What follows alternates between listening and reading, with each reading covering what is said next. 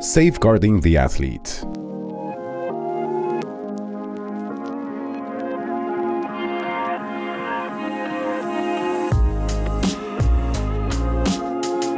Well, I think it is a very important subject. In my first months that I was elected as president, I formed a safeguarding committee presided by Dr. Pat Bonello, which is the safeguarding commissioner. Recently, she was a main speaker in the NAMES conference. What is this for our athletes? I think they can feel safer. They can report any abuse to directly and secretly to our safeguarding commission.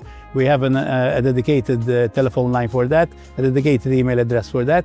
The ASA doesn't at all interfere in these submissions.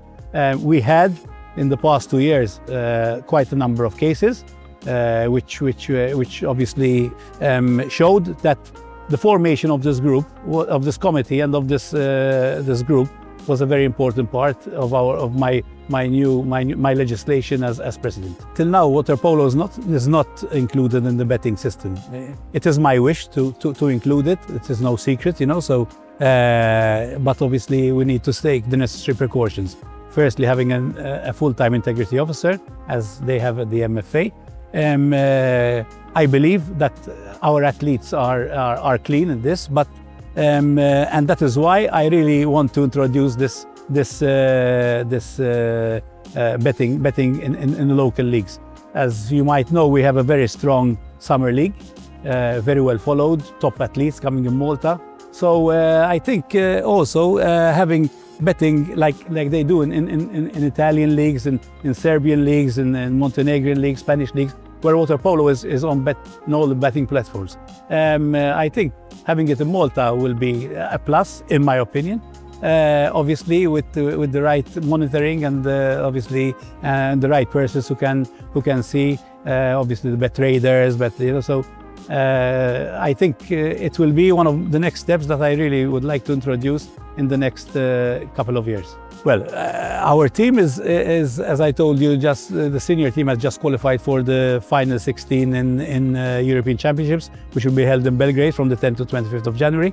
It is a very good result. It's the 6th time that we managed to qualify, as I told you before, which is something that no other sports can have managed as yet to do so.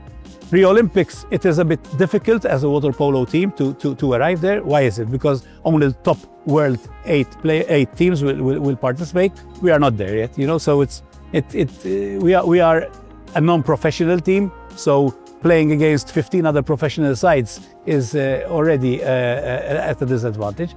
But I never say never. My goal is that one day our swimmers will make it as in the Olympic finals as well, because that is also always the dream of a president, of a player, of a coach, of all the federation. Well, I really would like this to take place. It is very important that our athletes know what betting is.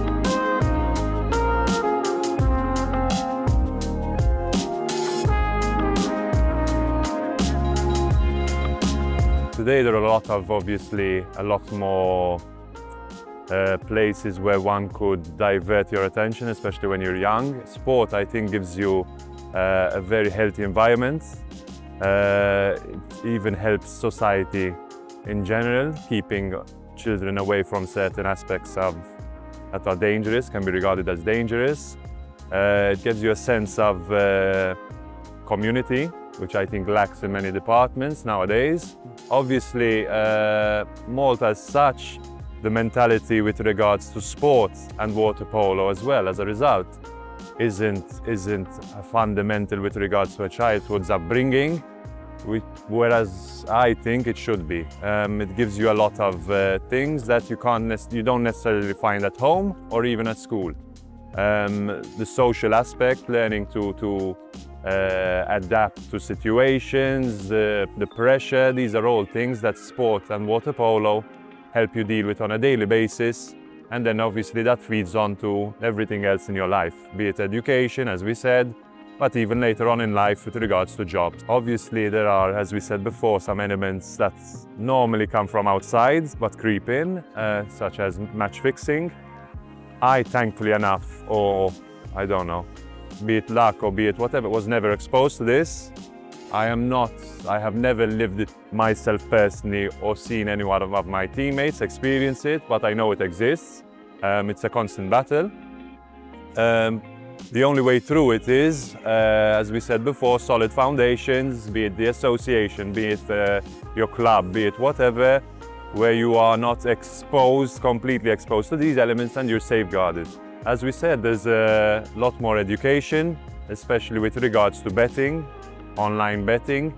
There are a lot of sponsors getting involved with sports. I think there are the pros and cons to that, because I personally do not see any fascination with that world. I'm not part of it, but I understand it's there, it's present, and I think it's right that we're given the necessary tools to make use of it in the best way possible.